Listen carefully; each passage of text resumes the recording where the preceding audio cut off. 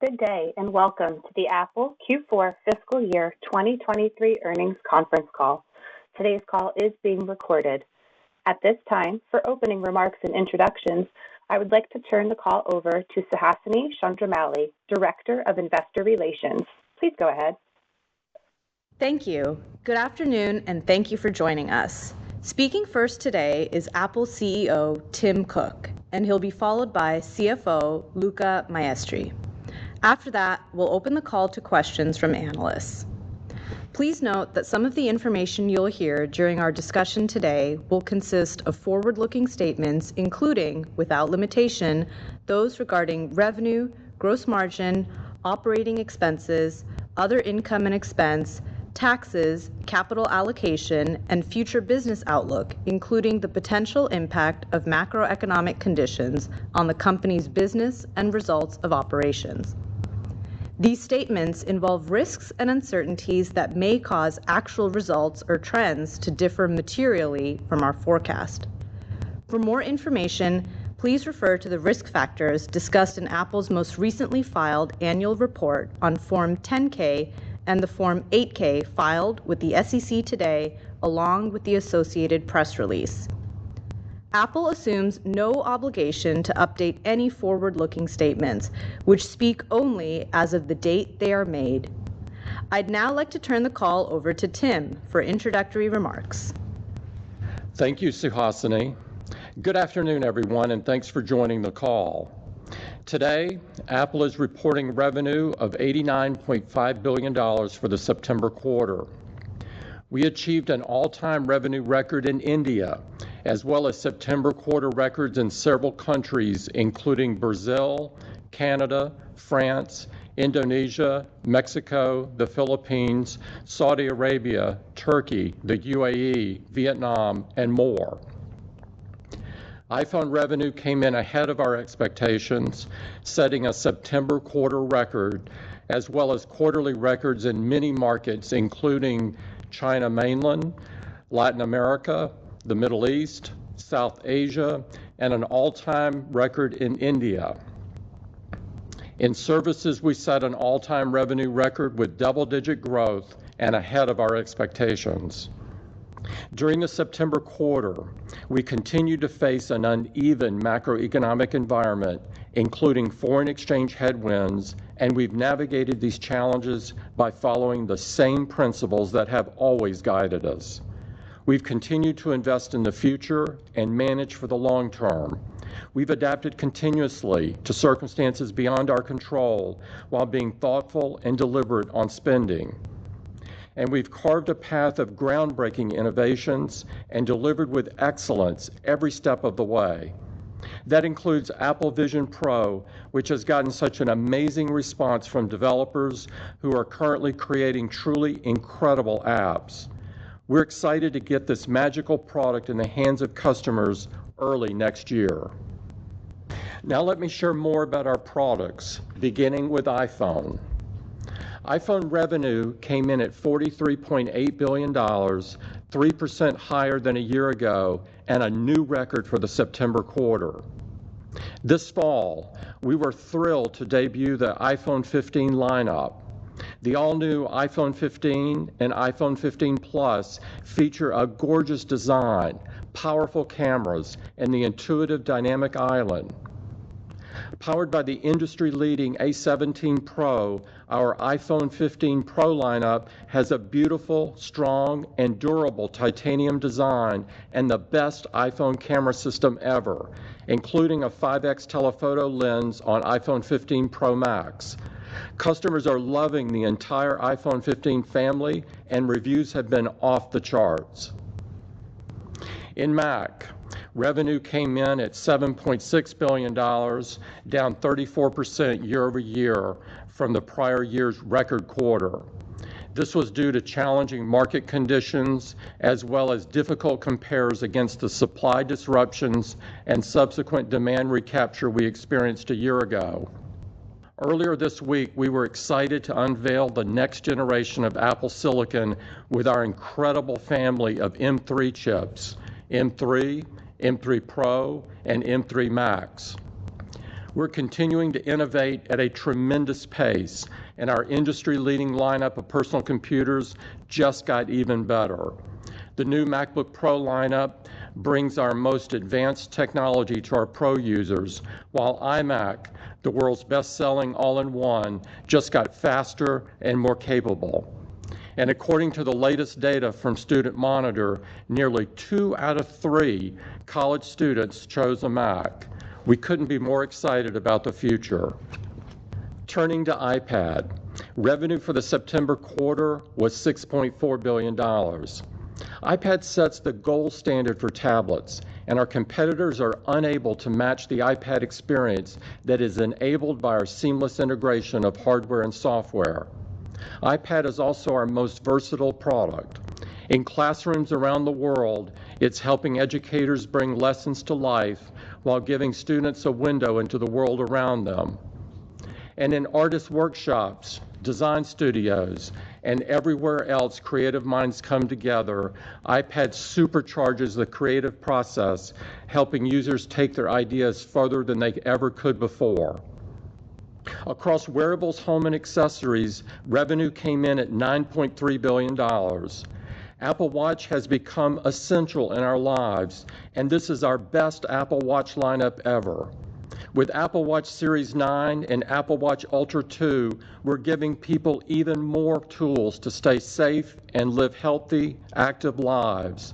With the new double tap gesture, users can easily control Apple Watch Series 9 and Apple Watch Ultra 2 using just one hand and without touching the display. It feels like magic. Our latest Apple Watch lineup also includes our first ever carbon neutral products, a significant achievement of innovation and determination. Apple's unique ecosystem of hardware, software, and services delivers an unparalleled user experience. During the quarter, we also had the chance to introduce a range of exciting new updates to our software that will allow users to get even more out of their devices. Whether it's personalized contact posters and new FaceTime features in iOS 17, new tools for users to make their experience their own in macOS Sonoma and iPad OS 17, or a bold new look in Watch OS 10 that lets you see and do more faster than ever, Apple is delivering an even better, richer experience that users are loving. Services revenue set an all-time record of $22.3 billion, a 16% year-over-year increase. We achieved all-time revenue records across App Store, advertising, Apple Care, iCloud, payment services, and video, as well as a September quarter revenue record in Apple Music.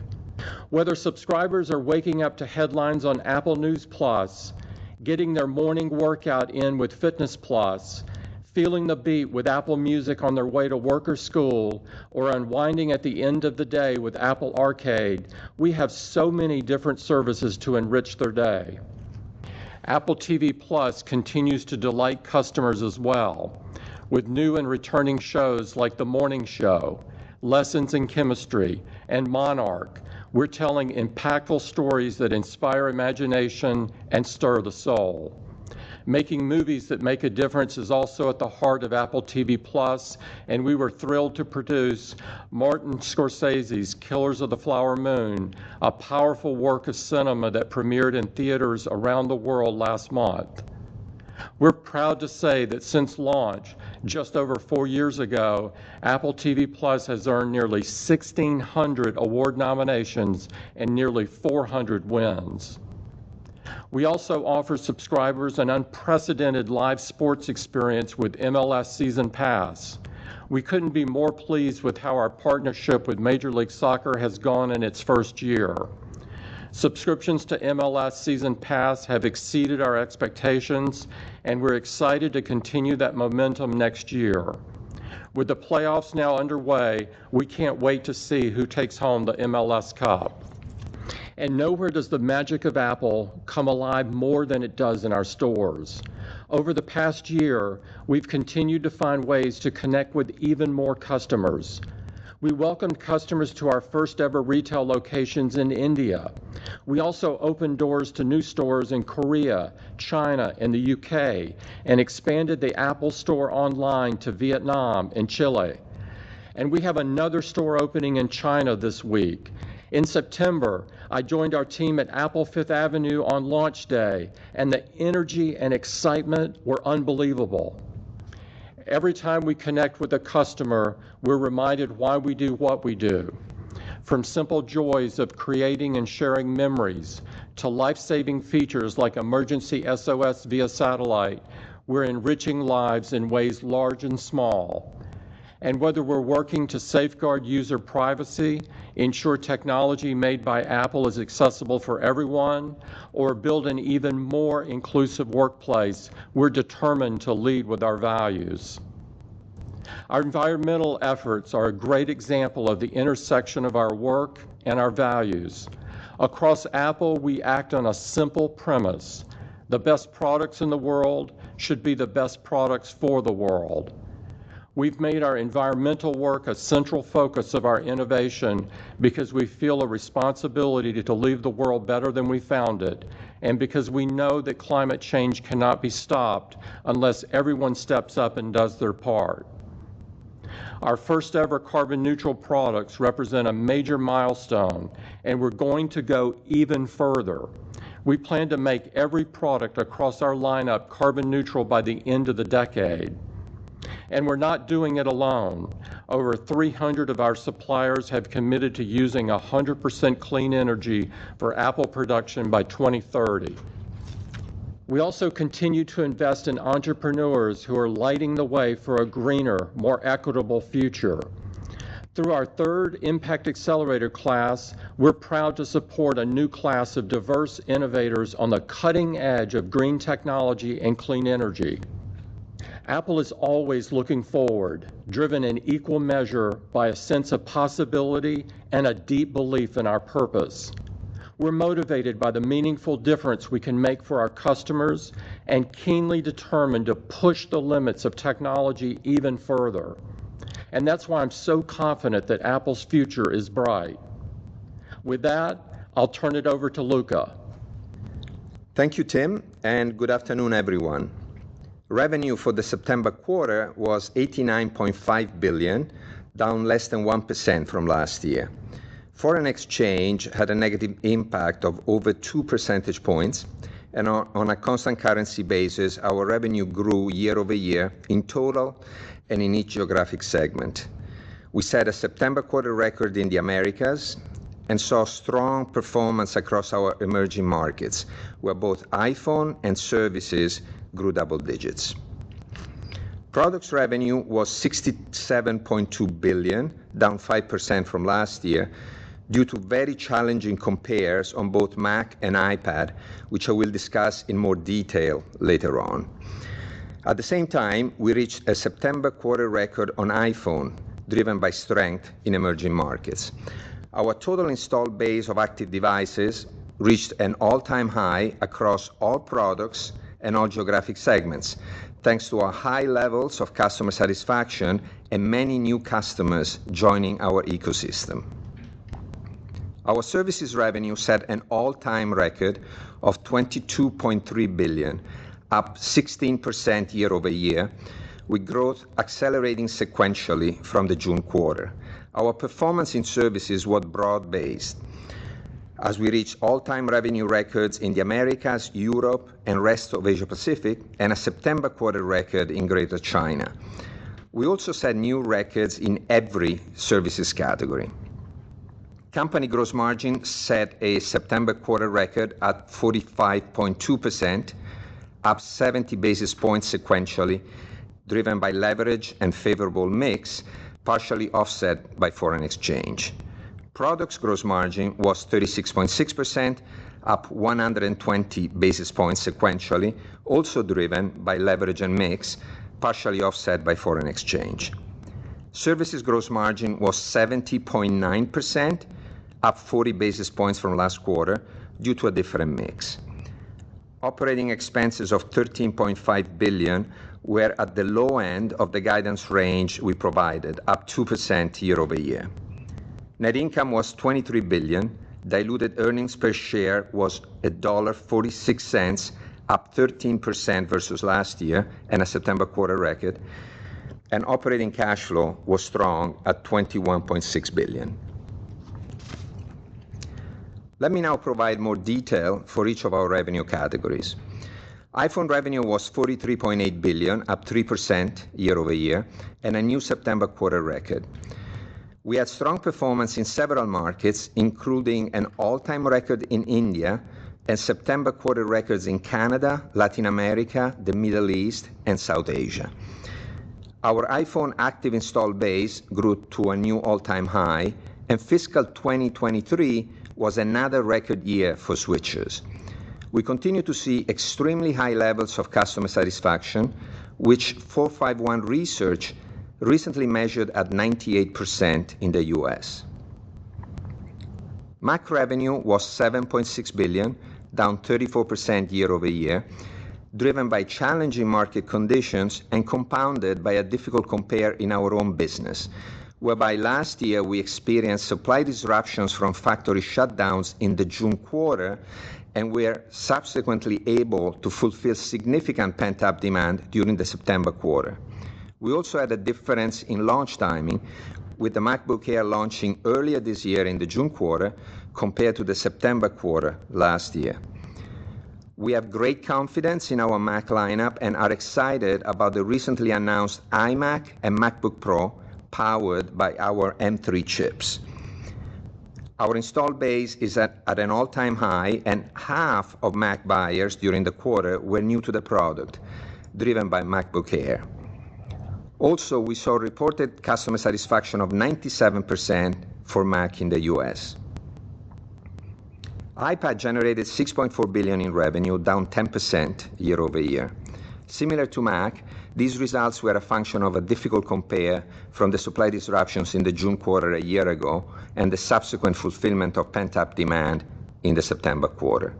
iPad continues to attract a large number of new customers to the installed base, with over half of the customers who purchased iPads during the quarter being new to the product.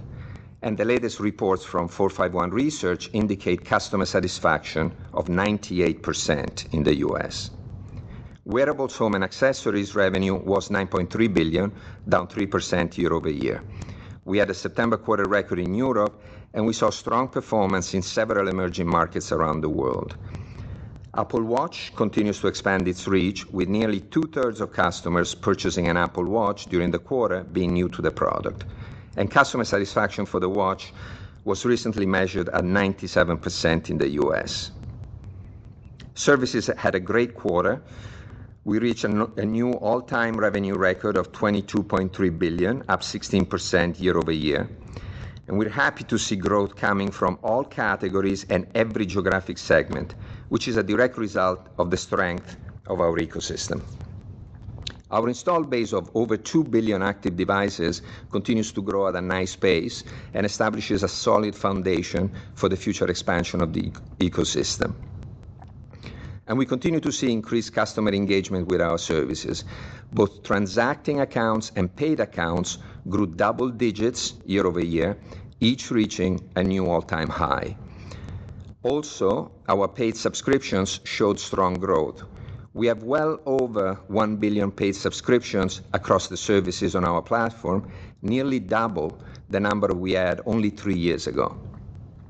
And finally, we continue to improve the breadth and quality of our current services, from exciting new content on Apple TV Plus and Apple Arcade to additional storage tiers on iCloud.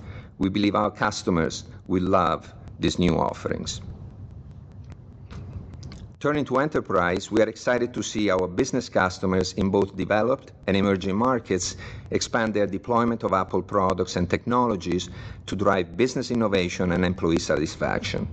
Starbucks continues to invest in Apple technology to bring the best experience to their customers and employees, including tens of thousands of iPads across all retail stores to help their teams streamline order management, operations, and training.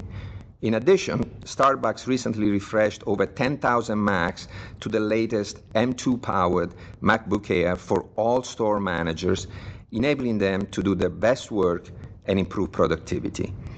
And in Indonesia, popular technology company GoTo is offering Mac as a choice so that employees can have the best tools to be most productive. Today, more than half of its workforce are already choosing Mac for work. Let me now turn to our cash position and capital return program. We ended the quarter with over $162 billion in cash and marketable securities. We increased commercial paper by $2 billion, leaving us with total debt of $111 billion. As a result, net cash was $51 billion at the end of the quarter, and our goal of becoming net cash neutral over time remains unchanged. During the quarter, we returned nearly $25 billion to shareholders, including $3.8 billion in dividends and equivalents, and $15.5 billion through open market repurchases of 85 million Apple shares. We also began a $5 billion accelerated share repurchase program in August, resulting in the initial delivery and retirement of 22 million shares. Taking a step back as we close our 2023 fiscal year, our annual revenue was $383 billion. While it was down 3% from the prior year, it grew on a constant currency basis despite a volatile and uneven macroeconomic environment. Our year-over-year revenue performance improved each quarter as we went through the year, and so did our earnings per share performance as we reported double-digit EPS growth in the September quarter. We are particularly pleased with our performance in emerging markets, with revenue reaching an all-time record in fiscal 2023 and double-digit growth in constant currency. We are expanding our direct presence in these markets, from new Apple retail stores in India to online stores in Vietnam and Chile. And we continue to work with our partners to offer a wide range of affordability programs so that we can best serve our customers. We're very excited about the momentum we have in these markets and the opportunity ahead of us. As we move ahead into the December quarter, I'd like to review our outlook, which includes the types of forward-looking information that Suhasini referred to at the beginning of the call. The color we are providing today assumes that the macroeconomic outlook doesn't worsen from what we are projecting today for the current quarter. Also, on foreign exchange, we expect a negative year-over-year revenue impact of about 1 percentage point.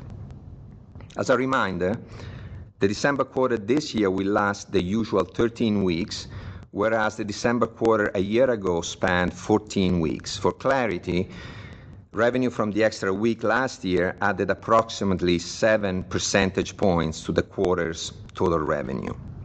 Despite having one less week this year, we expect our December quarter total company revenue to be similar to last year. We expect iPhone revenue to grow year over year on an absolute basis. We also expect to grow after normalizing for both last year's supply disruptions and the one extra week. We expect Mac year-over-year performance to significantly accelerate from the September quarter. We expect the year-over-year revenue performance for both iPad and wearables, home and accessories to decelerate significantly from the September quarter due to a different timing of product launches. On iPad, we launched a new iPad Pro and iPad 10th generation during the December quarter a year ago. For the wearables category, last year we had the full December quarter benefit from the launches of the AirPods Pro 2nd generation, the Watch SE, and the first Watch Ultra. For our services business, we expect the average revenue per week to grow at a similar strong double-digit rate as it did during the September quarter. We expect gross margin to be between 45% and 46%. We expect OPEX to be between $14.4 billion and $14.6 billion. We expect OI&E to be around negative $200 million, excluding any potential impact from the mark-to-market of minority investments, and our tax rate to be around 16%. Finally, Today, our board of directors has declared a cash dividend of 24 cents per share of common stock payable on November 16, 2023 to shareholders of record as of November 13, 2023. With that, let's open the call to questions.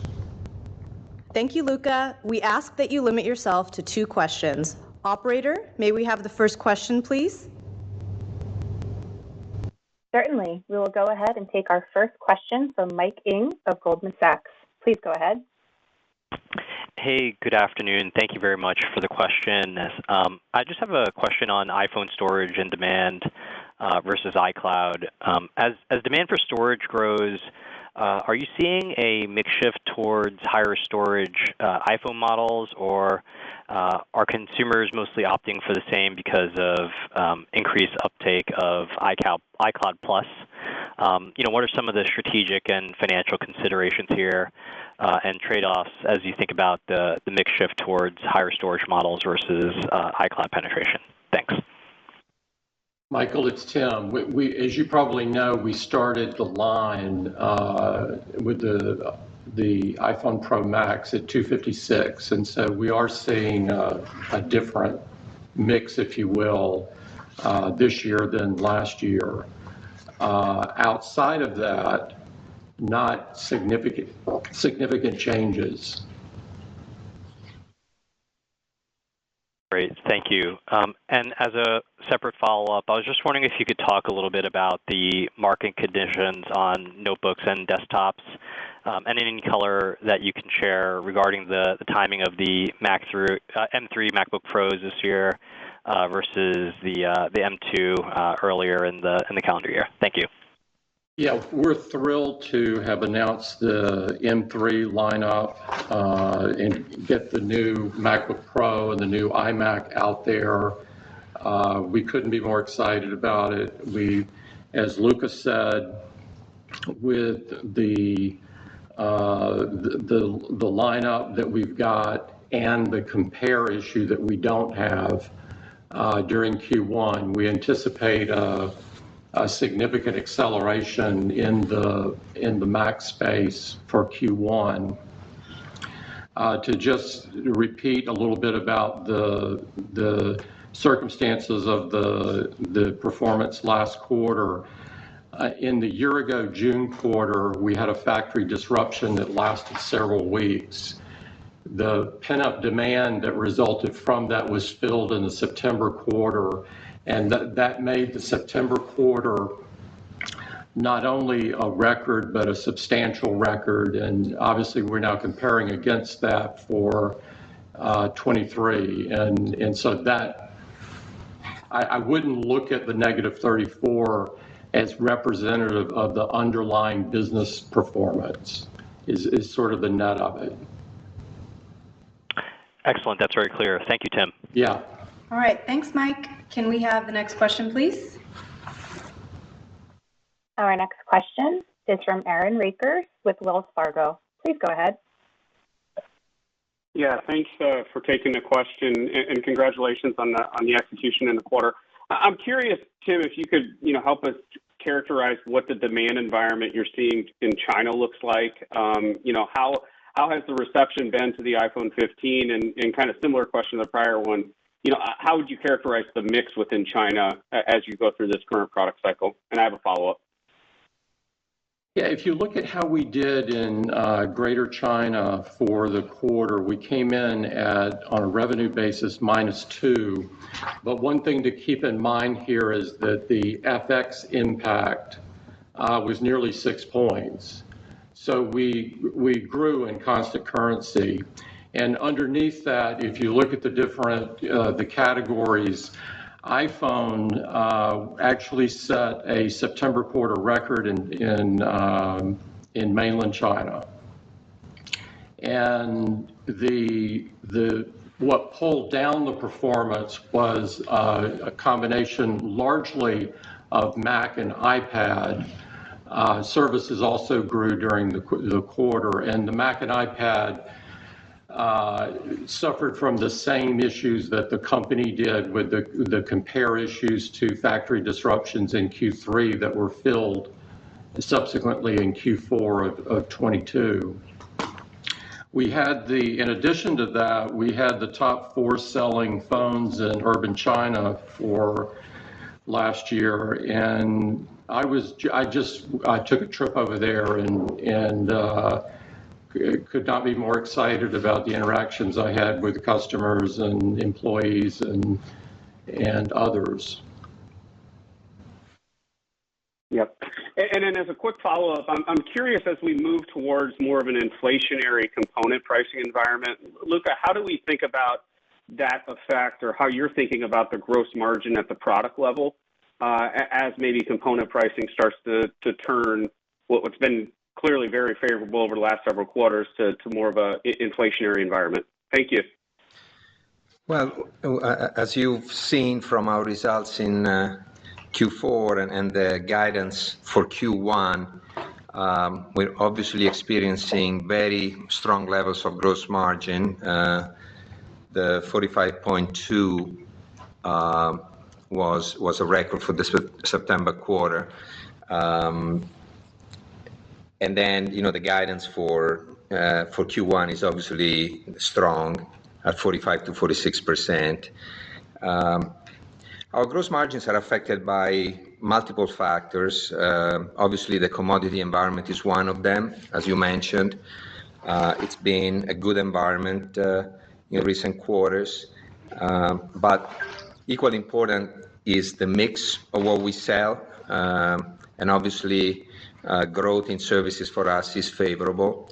And that has helped our company gross margin.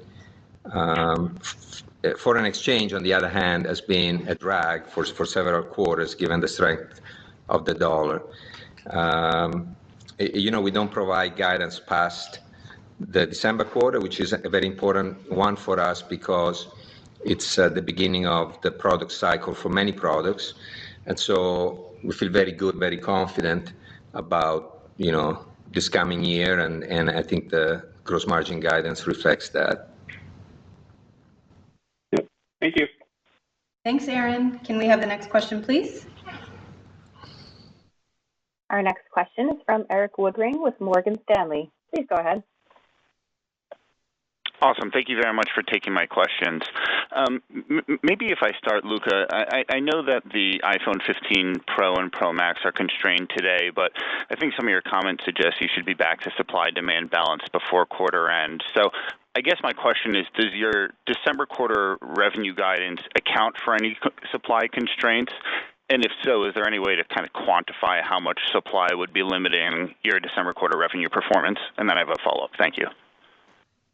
Yes, it's correct. We are constrained today on iPhone 15 Pro and iPhone 15 Pro Max. We're working very hard to get the product in the hands of all the customers that have ordered it. We expect, as of today, that we're going to be in supply-demand balance by the end of the quarter. So the guidance reflects that. Okay. Very clear. Thanks. And then, maybe for you and Tim, you guys have been on the leading edge of innovation across hardware, software, silicon, services, and I'm sure there's plenty of technologies and kind of longer-term projects that you're investing in. How should we think about your capital intensity as we look to fiscal year 24, just given, over the last few years, CapEx as a percentage of revenue had been relatively low compared to the 8 years prior. So should we expect a step up or kind of similar capital intensity? And what are the more notable moving pieces, if any, that we should be thinking about? Thanks. Well, the big areas of investment for us are tooling and equipment for manufacturing plants, our investments in data centers, and our investments in our own facilities, both corporate facilities and retail stores.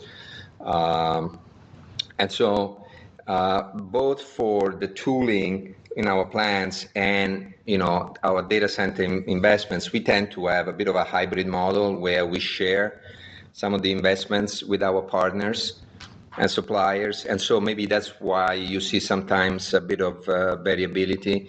But over the last few years, we made all the investments that that we needed to make, and obviously we're planning to make all the investments that we believe are needed and appropriate in order to continue to innovate. Great. Thanks so much for the color, guys. Thanks, Eric. Can we have the next question, please? Our next question is from David Vogt with UBS. Please go ahead. Great. Thanks, guys, for taking my question. I know you cover China. I want to pivot to the U.S. for a second. You know, obviously, iPhone and the business looks like it returned to growth in the quarter, but it's still relatively softer, kind of where I thought it would be at this point in the cycle. And some of the U.S. carriers obviously haven't been that particularly aggressive in promoting upgrades. So just wanted to kind of get a sense, first, what you're seeing from your partners in the U.S., kind of currently and going forward, and what do you expect? And then second, Luca, on the margins, I mean, is it fair to say that the mix in Q1 from a product versus services dynamic is kind of the key driver of the better gross margin guide as a whole relative to, let's say, the December quarter? Or is there anything else? I know you mentioned there's a lot of moving pieces, but is that the primary driver of the uplift in the margin? Thanks. On the U.S. carriers and the U.S. business in general, it's really too early to call the iPhone cycle, particularly with the constraint around the Pro and the Pro Max, and the U.S. tends to do quite well with those products. It's really too early to tell what the upgrade rates will be and what the switcher rates will be. On the margin side, if I understood your question correctly about the December quarter guidance, keep in mind that actually December is the quarter where our products business tends to be very heavy because of the holiday season. And so the services gross margins that are accretive to total company have an impact, but not as meaningful as other quarters during the year. And so I think that the main drivers of the guidance that we provided are the fact that we are seeing improved costs and improved mix on the product side of the business, partially offset by foreign exchange, which continues to be a drag both sequentially and on a year-over-year basis. Got it. So the weakness in iPad and wearables are less of an impact on sort of the margin trajectory in the December quarter? That's correct. I guess? That's correct. Got it. Thanks, Luca. All right. Thanks, David. We'll take our next question, please. Our next question is from Amit Daryanani with Evercore. Please go ahead. Yep. Good afternoon. Thanks for taking my question. I have two as well. I guess first off, just the services growth rate. There was a tremendous acceleration, I think, in September quarter to 16% growth, and sounds like it's going to hold there pretty well into December. Can you just talk about what is driving this acceleration? Are there a couple of products that have just stepped up in a very meaningful way? Just maybe flesh out like what is driving this acceleration, because it's fairly notable compared to what you've been seeing in the last few quarters. We had a really strong quarter across the board, Amit, because both geographically and from a product category standpoint, we saw very significant growth. I mentioned the records on a geographic basis. And from a category standpoint, literally we set records in each one of the big categories. We had all-time record for App Store, for advertising, for cloud, video, Apple Care, payments, and a September quarter record for music. So it's hard to pick one in particular because they all did well. And really then we step back and we think about why is it that our services business is doing well, and it's because we have an installed base of customers that continues to grow at a very nice pace, and the engagement in our ecosystem continues to grow. We have more transacting accounts, we have more paid accounts, we have more subscriptions on the platform, and we continue to add. We continue to add content and features. We're adding a lot of content on TV Plus, new games on Apple Arcade, new features new storage plans for iCloud. So it's the combination of all these things and the fact that the engagement in the ecosystem is improving, and therefore it benefits every service category. Got it. That's really helpful. And then maybe if I could ask you about Vision Pro, which I believe is supposed to be launched more broadly sometime in 2024 in the early part of the year.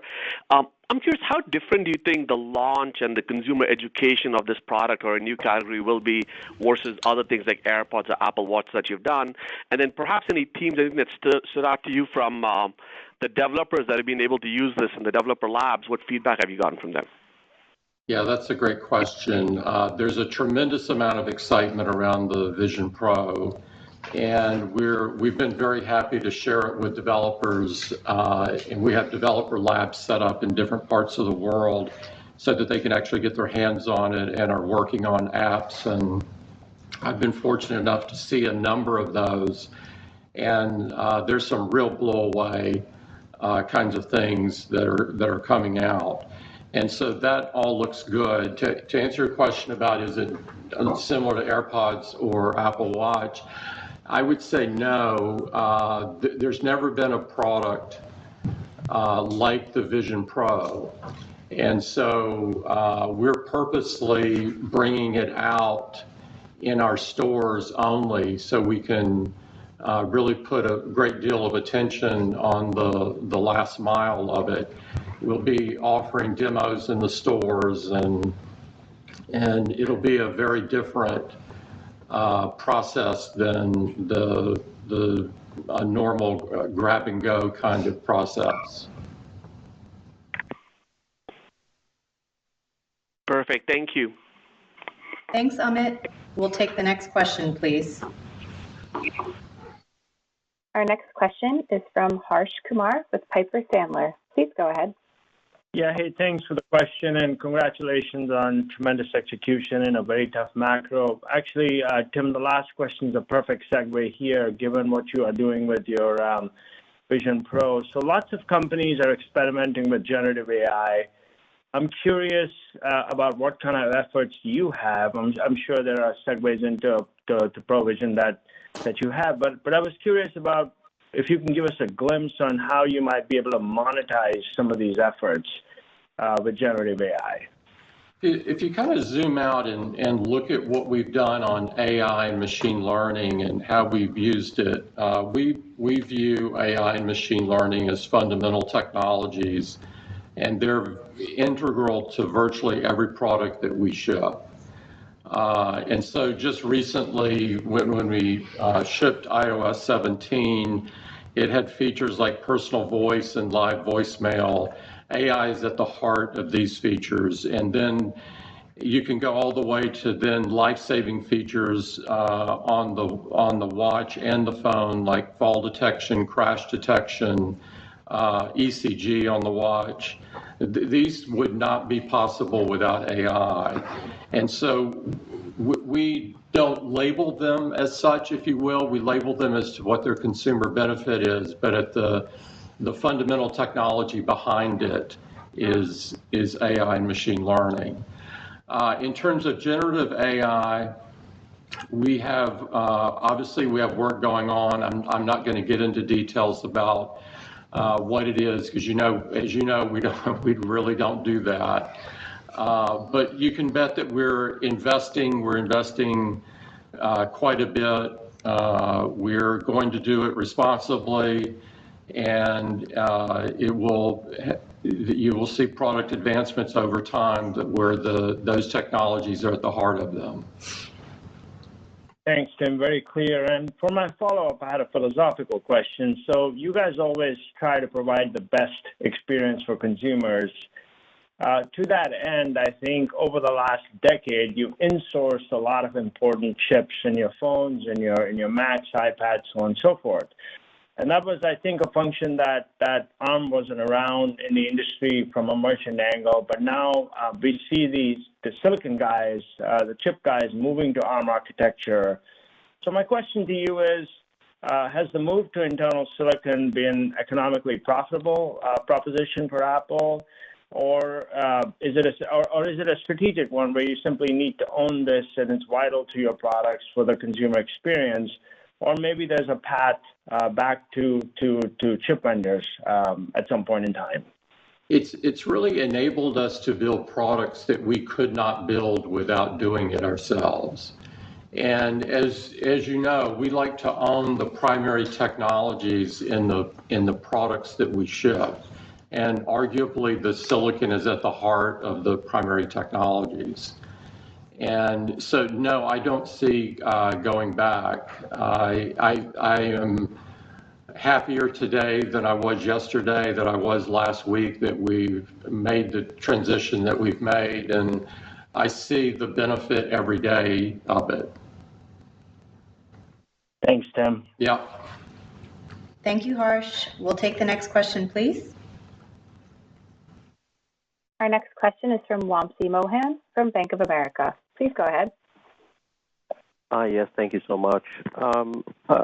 Tim, over the last decade, pretty much, you've gained a lot of share in China. As you look here, some of the domestic players are starting to reemerge, especially in the high-end phone space.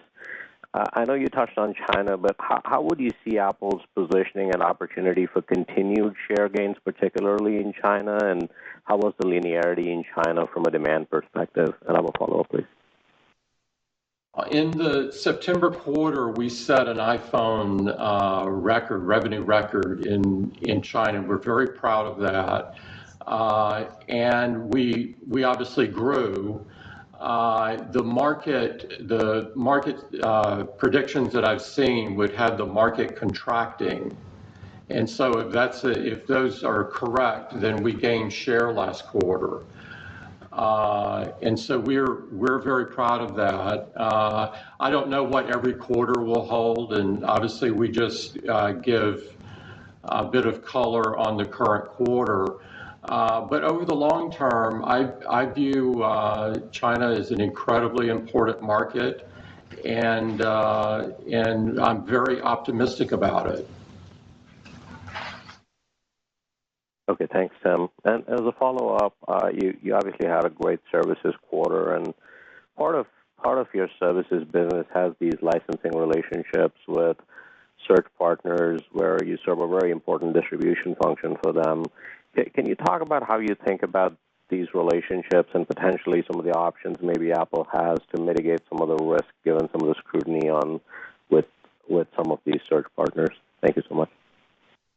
They are important relationships, and as you know, we don't get into our commercial relationships in the call.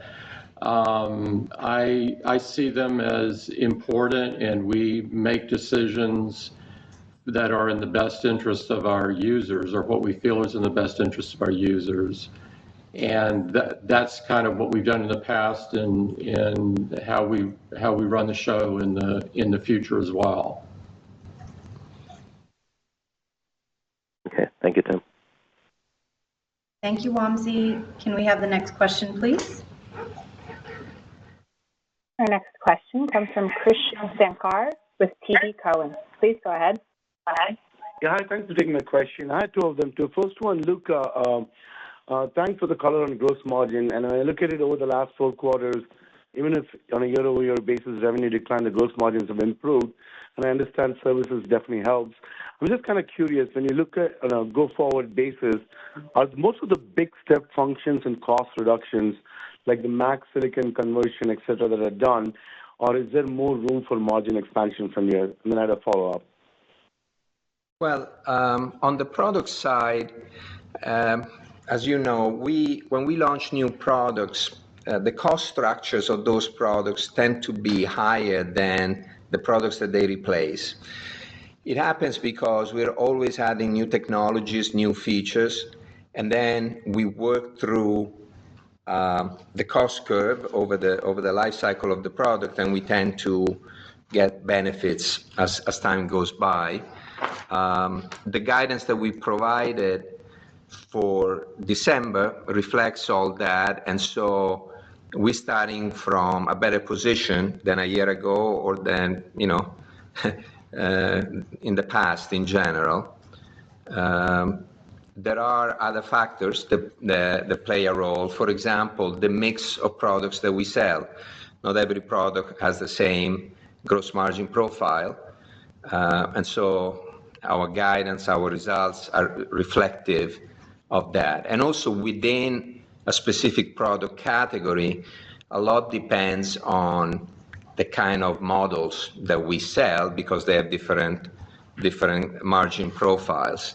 I think one of the things that we've done well over the last few years is to offer more affordability solutions to our customers in the form of installment plans, trading options, and low-cost financing in general. And what that has accomplished is reduce the affordability threshold for our customers, and therefore they can buy at the top of our product ranges. That has been a big factor in the reason for our margin expansion. We don't provide guidance or color past the current quarter because there's so many different variables that affect gross margins, but we obviously feel very good about the trajectory that we've had in 2023 and now the guidance that we provide for the beginning of our fiscal 24. And we need some of these things because obviously the foreign exchange environment has been difficult and has been a bit of a drag for us. But net, we're very pleased where we are. Got it. Thanks for that, Luca. And then a follow-up for Tim. Obviously you're seeing amazing momentum in India. I'm just kind of curious, how do you look at, when you look at the India growth opportunity on these hardware units, how to think about ASP relative to that versus like the rest of the geographies? And is there a way to compare or contrast India, growth momentum versus China maybe a decade ago or so at the same point of the rollout of, the share gains in that geography? Yeah, it's a great question. We had an all-time revenue record in India. We grew very strong, double digits. It's an incredibly exciting market for us and a major focus of ours. We have low share in a large market, and so it would seem that there's a lot of headroom there. The ASPs, I haven't looked at them most recently, but I'm sure that they're lower than the worldwide. But that doesn't bother us at all. And in terms of the similarity, I would say each country has its own journey, and I wouldn't want to play the comparison game, but we see an extraordinary market, a lot of people moving into the middle class. Distribution is getting better. Lots of positives. We put 2 retail stores there, as you know. They're doing better than we anticipated. It's still early going, but they're off to a good start. And I couldn't be happier with how things are going at the moment. Thanks, Tim. Thank you, Krish. We'll now take our next question, please. Our next question is from Ben Reitzes with Melius Research. Please go ahead. Hey, thanks a lot. Appreciate the question. Tim, I appreciate all your commentary around China. It was great to kind of hear about the growth potential there, or your optimism. I wanted to also ask about the supply chain and where is your priority? Do you have a priority to diversify your supply chain? How do you feel about Apple's supply chain around the world? And in particular, what do you think about further investments in the U.S. as well? Our supply chain is truly global, and so we're investing all over the world, including in the United States. We were very focused on advanced manufacturing for the U.S. and have worked on a number of different projects in the U.S., whether it's our venture with Corning on the glass or the Face ID module or semiconductors. And so all of these are advanced manufacturing, and I think exactly the kinds of things that the U.S. would be and are very, very good at. We also invest in other regions of the world, and we're continually optimizing the chain. And so at the moment we learn something that didn't work exactly right, we're tweaking it. And so we're going to continue to do that. But at the end of the day, it will still be a global supply chain. Got it. Thanks. Next one for Luca. Just really quick on the extra week dynamic. There was also last year an issue with the iPhone production where there was the COVID lockdowns in China. Yep. Is it possible to give some color around what that, I guess having a normalized supply chain somewhat this year, what that benefit is this year, and maybe contrast that with the 7-point hit from the extra week? Thanks a lot. Yeah, thanks for the question, Ben. I mentioned during the prepared remarks the extra week is 7 points of revenue. We did have supply disruptions last year on the phone, on the 14 Pro and Pro Max in the December quarter a year ago. And when we normalize for those two factors, and I said it during the call, we still expect to grow on iPhone. So you take into account the loss of the extra week, you compare it with the supply disruptions that are not going to repeat, hopefully this year. And when you normalize for those two things, we still expect to grow on iPhone. Thanks a lot, everybody. Appreciate it, Luca. Thank you, Ben. And we'll take the last question now. Our last question comes from Richard Kramer with Arete Research. Please go ahead. Thank you very much. Tim, first off, if we look over the past 2 years, Apple sales are about $18 billion higher, and R&D is up by about 8%, $8 billion, or over a third higher. Can you give us a sense of some of the main components or drivers behind that increase in innovation spend? Is it Apple Silicon? Is it new products like Vision Pro, or is it content to support new services? I think that's one of the top questions investors have. Thanks. Sure. It's a number of things, Richard. It's some things I can't talk about. It's Vision Pro. It's AI and ML. It's the silicon investment that we're making, the transition with the Mac and other silicon. It's sort of all of those things, and but I think you would find that the R&D expenditure in the aggregate looks very competitive versus others. And I would add, Richard, on this front, some of the investments that we're making in R&D are also one of the drivers for the gross margin expansion. So I think it's important to think about it that way. That's great. And Luca, you mentioned, or Tim mentioned college students choosing Macs, and you mentioned the record services revenue.